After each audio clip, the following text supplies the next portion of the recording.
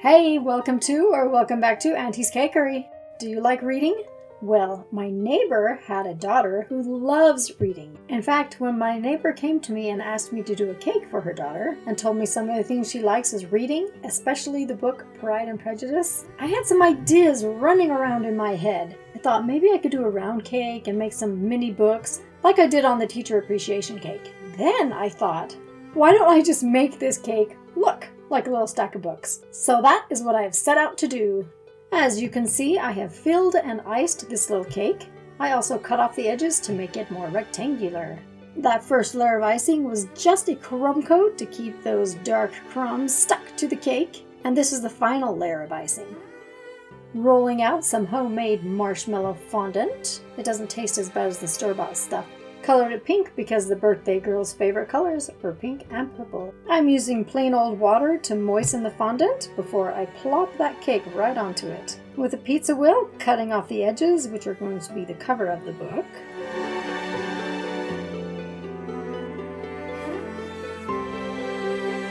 Then I'm going to put fondant right around the edges. This is going to be the quote-unquote pages. I'll texture it later. Cut the excess fondant off the top.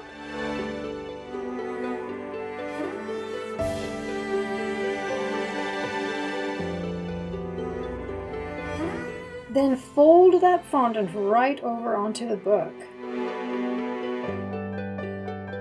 Flip it over and straighten those edges out to match the top. And here I'm adding the page texture with a ruler. That looks so cool.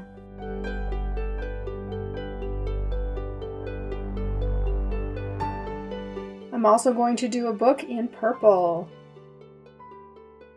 Same process, except this time I pre-textured this little strip of pages. You can see I already made the texture on that.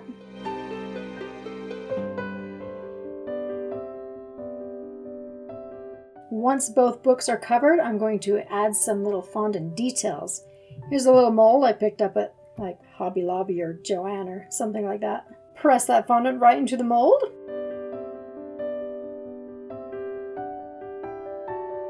Then I'll use my angled spatula to just cut off the excess.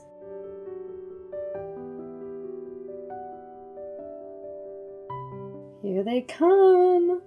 Oh, those look so cute. Can't wait to put them on the books. I'm also using some cute little letter stamps.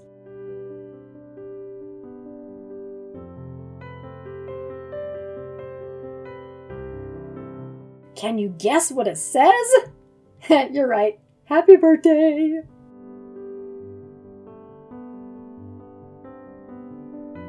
To glue these little designs on, I'm using piping gel. I find that it works better than water because it's more sticky.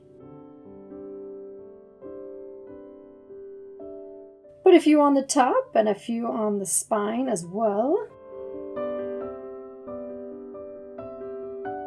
Again, using water to glue the purple book onto the pink book.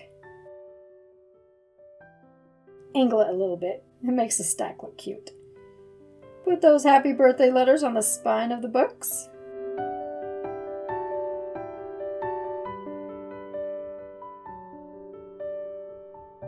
Oh no, I don't have enough room. Gotta move that birthday over just a little bit. Now I'm going to make some roses just to garnish the edges. To do that, I'm making some large petals and some small petals. Thin out those edges with my fingers. And I'll just roll it up. Nice and pretty. Keep adding petals around and around and around. I love the show Pride and Prejudice, especially the part where Mr. Darcy confesses his love for Miss Eliza. It's so romantic. I did about half a dozen little roses. Now it's time to stick them on. Again, I'm using piping gel for this. One here, a couple here.